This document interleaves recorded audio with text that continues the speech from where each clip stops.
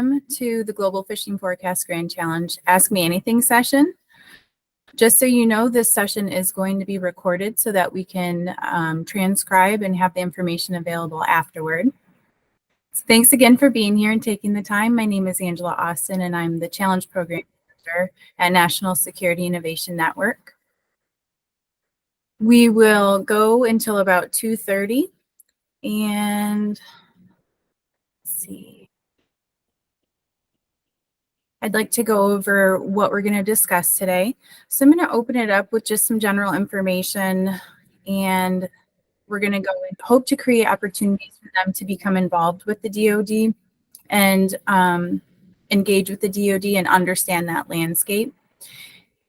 And as you know, we've partnered with NGA in this challenge, National Geospatial Intelligence Agency, and they provide world-class geospatial intelligence products and services to policymakers, U.S. military intelligence professionals, and first responders.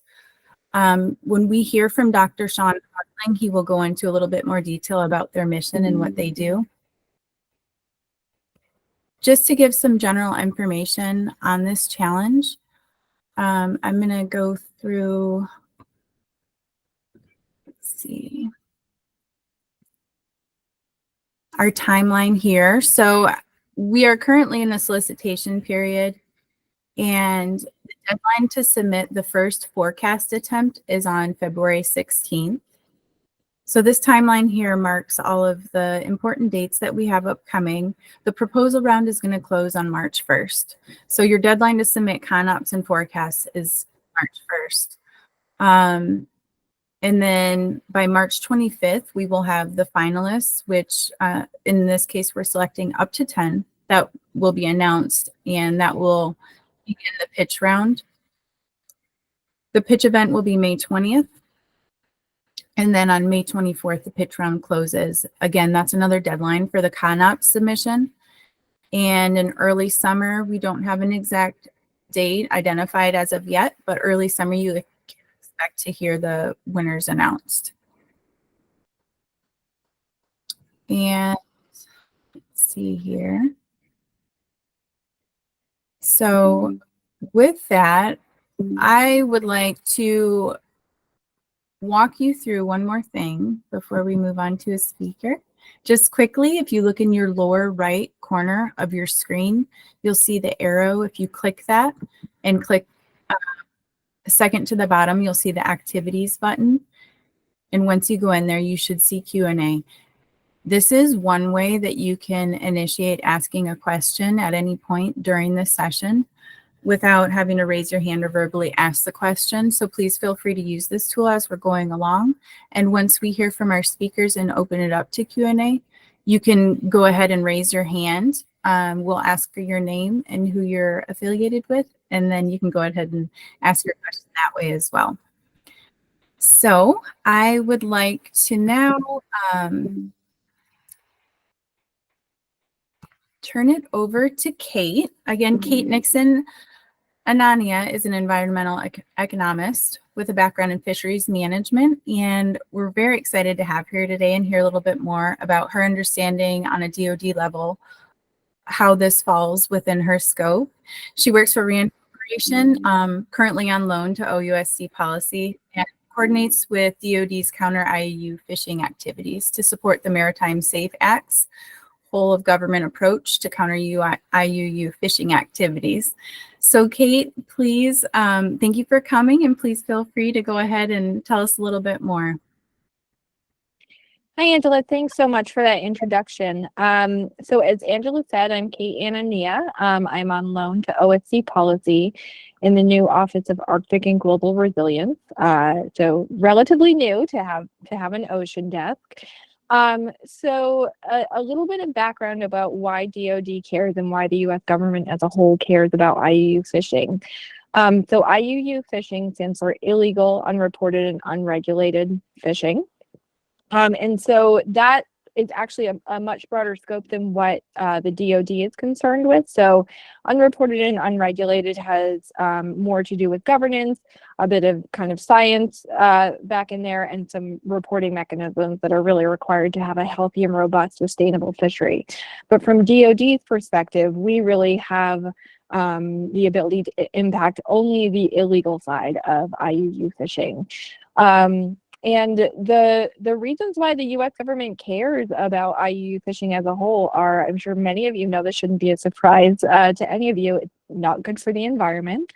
It leads to unsustainable fishing, environmental degradation, very little oversight in an industry that really thrives on oversight in order to not be overexploited. And it can lead directly to food insecurity. But in addition to kind of the more obvious problems with illegal, unregulated, and unreported fishing, there are also a lot of instances of really terrible labor violations. IUU fishing, by definition, is a breakdown in the maritime rule of law, which of course DoD is very interested in providing stability and enforcing and supporting the maritime rule of law across the globe. And also IUU fishing has been linked with more serious concerns, security concerns, including smuggling, drugs, transnational criminal organizations, and piracy. So through two major pieces of legislation and documents put out by the government, the DoD and the whole of government have been directed to provide coordination because while this is not a direct U.S. issue, the U.S. Coast Guard does a pretty good job of protecting domestic fisheries from encroachment. This is a problem that we've heard over and over again that our partners need our support with. And so in 2020, the Maritime Security and Fisheries Enforcement Act, known as the Maritime SAFE Act, was passed under the NDAA legislation. And that directed the interagency to tackle IUU fishing with a whole of government approach. And then to follow up on that, President Biden put out in 2022 the National Security Memorandum number 11, which deals with IUU fishing. The Maritime SAFE Act has put out a 5-year strategic plan, which directs kind of which agency is responsible for what in the government. And the Maritime SAFE Interagency Working Group is the arena in which the 21 agencies that are involved in supporting counter IUU efforts worldwide can coordinate their work. And as I said before, the U.S. government's role is really to empower our partner nations.